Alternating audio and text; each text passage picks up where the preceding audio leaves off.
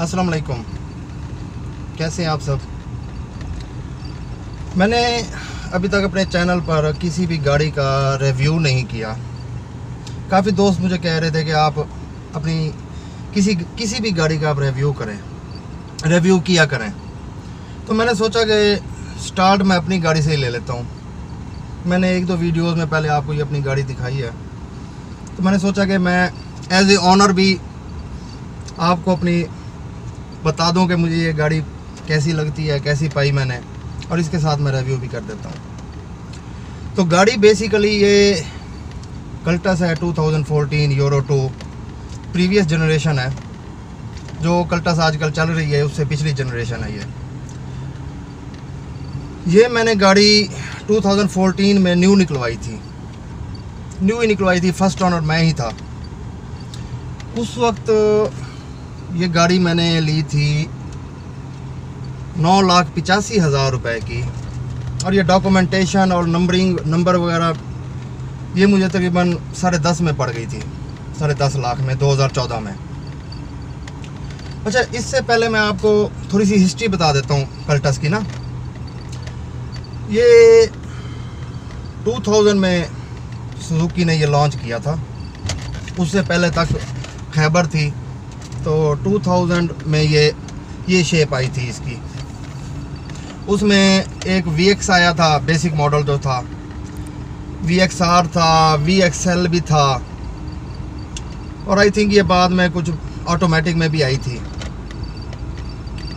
तो 2000 में ये लॉन्च हुई। 2001 में CNG किट भी दे दी गई थी इसमें, कल्टस में। 2001 में ही 3 वेरिएंट्स इसमें इन्होंने लॉन्च कर दिए थे सुजुकी कंपनी ने। VX बेसिक मॉडल था, नॉन AC था, VXL और VXR। उसके बाद 2007 तक ये चला था। 2007 में कार्बोनेटेड इंजन था, 3 सिलेंडर में आता था 2007 के एंड तक। तो उसके बाद ये इंजन कंपनी ने बंद कर दिया, और उसके 2007 के एंड में ही EFI इंजन में आ गई थी ये गाड़ी, तो 4 सिलेंडर में।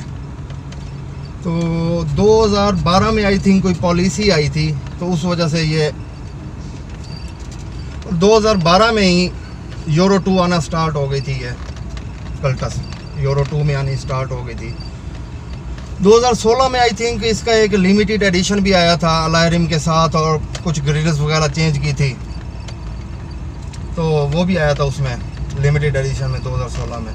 तो ये तकरीबन 17 साल तक ये मॉडल चला था हमारे पास। 2000 से लेके 17 तक कल्टस की ये शेप चली। उसके बाद न्यू शेप आ गई। अच्छा, अब मैं आपको इसके बेसिक्स बता देता हूँ। बेसिक्स सिंपल सी गाड़ी है, वैसे ज़्यादा कॉम्प्लिकेटेड नहीं है। RPM मीटर है इसमें, फ्यूल गेज, और इसके अलावा हीट गेज। फ्रंट स्क्रीन के ऊपर डीफॉगर्स भी हैं।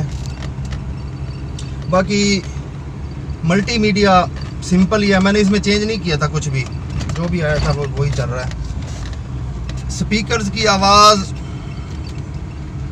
अच्छी है। मैं बहुत ज़्यादा शौकीन नहीं हूँ गानों का या इस तरह की, इसलिए मेरे लिए तो बहुत अच्छी है।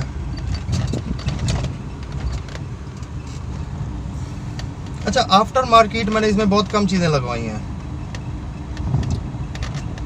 मैंने सेंट्रल लॉकिंग करवाई थी। ये आर्म कंसोल था, ये मैंने लगवाया था। और इसके अलावा नीचे फर्श पर जो कारपेट था मैंने वो निकलवा के रेक्सीन की शीट लगवाई थी। ओवरऑल बहुत कंफर्टेबल है गाड़ी, इकोनॉमिकल रेंज में बहुत अच्छी गाड़ी है। अच्छा, अब आ जाते हैं इसकी फ्यूल एवरेज पर। फ्यूल एवरेज एज सच इस तरह की है कि मैंने इस पे बहुत लंबे टूर्स किए हैं, नॉर्दर्न एरियाज तक भी गया हूँ, 3-4 दफ़ा बल्कि गया हूँ मैं इस पर। तो फ्यूल एवरेज अगर मैं बात करूँ मोटरवे की, तो मोटरवे पर इजीली ये 17, 18, 17, 18 किलोमीटर देती है मुझे। अगर 120 की स्पीड पे या इस तरह काफ़ी स्पीड में जाएं तो, अगर नॉर्मल स्पीड में जाएं तो ये लॉन्ग रूट पे इजीली 20 तक चली जाती है, 20 तक चली जाती है। अच्छा, सिटी की बात करें, सिटी 13-14 किलोमीटर देती है ये एसी के साथ। विदाउट एसी मैंने नहीं किया, गौर नहीं किया कभी इसके अंदर कि विदाउट एसी क्या देती है। गाड़ी की पिक भी बहुत अच्छी है, गाड़ी की पिक भी बहुत अच्छी रह जाती है। और इसके अलावा अच्छा, एक और बात जो अक्सर लोग कहते हैं कि कल्टस बहुत बैठी हुई गाड़ी है, काफ़ी ज़्यादा नीचे है। मेरी नज़र में ये हैचबैक गाड़ियों में से सबसे बेस्ट शेप ये कल्टस की है। मेरी नज़र में मुझे यही सबसे ज़्यादा शेप इसी की पसंद है। इस हवाले से अगर आप मोटरवे पर रोड ग्रिप की बात करें तो रोड ग्रिप इसकी बहुत आउट क्लास है। इवन कि आप देखते होंगे अमूमन ये जो छोटी गाड़ियां होती हैं, इनके करीब से बस गुजर जाए तो ये एक अजीब सा खौफ सा महसूस होने लग जाता है उनमें। अच्छा, एज सच मुझे इस तरह का कोई भी कभी फील नहीं हुआ इस पे कल्टस पे। इवन कि मैं अगर 120 की स्पीड पे जा रहा हूँ तो साथ से अगर कोई बस भी बहुत तेज़ रफ्तारी से या कोई बड़ा ट्रक साथ से गुजर गया तो एज सच मुझे इस तरह का कुछ फील नहीं हुआ। गाड़ी को भी बिल्कुल नहीं फ़र्क पड़ता। रोड ग्रिप बहुत अच्छी है इसकी।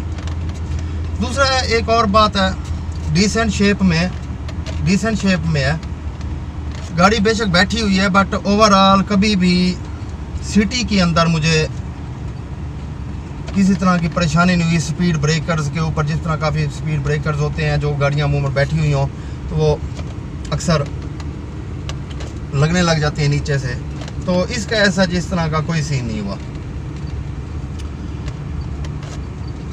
ग्राउंड क्लियरेंस इसकी ओवरऑल बहुत अच्छी है।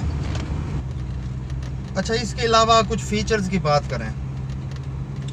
फीचर्स की बात ये है कि फ़र्स्ट ऑफ ऑल जो मुझे सबसे ज़्यादा पसंद है, गाड़ी स्पेशियस बहुत ज़्यादा है। अब मैं 6 फुट हाइट का मर्द हूँ बट मैं बिल्कुल इजी रहता हूँ, इसमें कोई तंगी नहीं होती। स्पेशियस है, पीछे ट्रंक डिग्गी में भी अच्छा खासा लगेज आ जाता है। सेकंड, इसके बाद एसी की परफॉर्मेंस बहुत अच्छी है। एसी की परफॉर्मेंस ओवरऑल बहुत ज़्यादा अच्छी है। इवन के जून जुलाई के मंथ्स में भी कूलिंग बहुत अच्छी करता है, बहुत आउट क्लास करता है।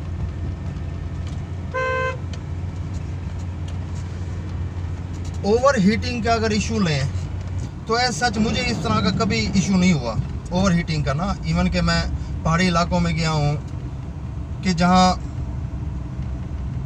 मुश्किल से जाती हैं गाड़ियाँ, मैं वहाँ तक गया हूँ बट मुझे इसका ओवर हीटिंग का कभी कोई इशू नहीं रहा।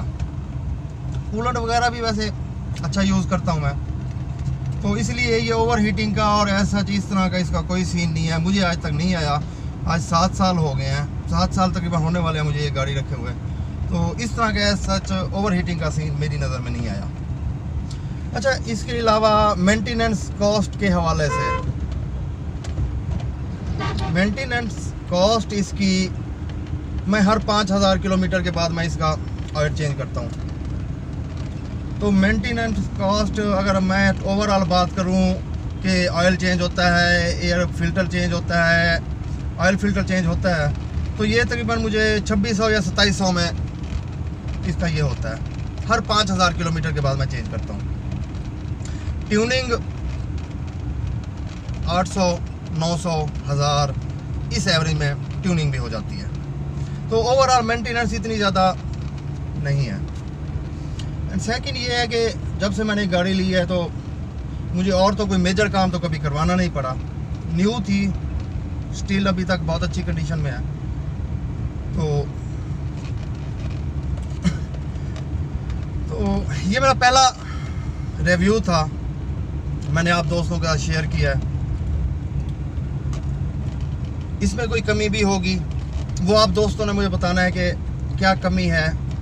मेरी नज़र में रिव्यू इतना ही होगा। मैं नेक्स्ट गाड़ियों पे करता रहूँगा, जो भी अच्छी गाड़ी मुझे नज़र आएगी इंशाल्लाह मैं रिव्यू करता रहूँगा। मज़ीद अगर कोई कमी होगी तो आप दोस्त मुझे लाजमी बताएंगे।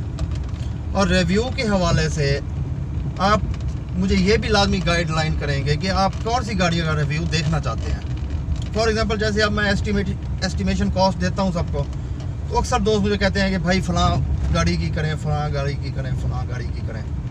तो इसी तरह आपने रिव्यू का भी मुझे बताना है। चलें हम इस रिव्यू को एंड करते हैं।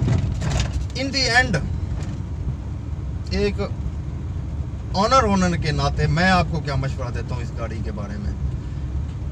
मैं इससे बेसिकली पर्सनली तौर पर मैं सेटिस्फाई हूँ इस गाड़ी से, इसकी परफॉर्मेंस से, इसकी फ्यूल एवरेज से, इसके तमाम फीचर्स से मैं पर्सनली तौर पे बिल्कुल सेटिस्फाई हूँ।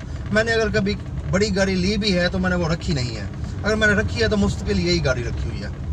अगर आप इस साइड पे आना चाहते हैं, कल्टस इवन कोई भी मॉडल आप लेना चाहते हैं तो आप लें, इंशाल्लाह टेंशन फ्री गाड़ी होगी और आप सेटिस्फाई होंगे।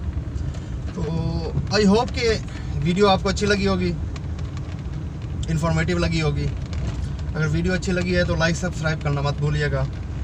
अपना ख्याल रखिएगा, दुआओं में याद रखिएगा। अल्लाह हाफ़िज़।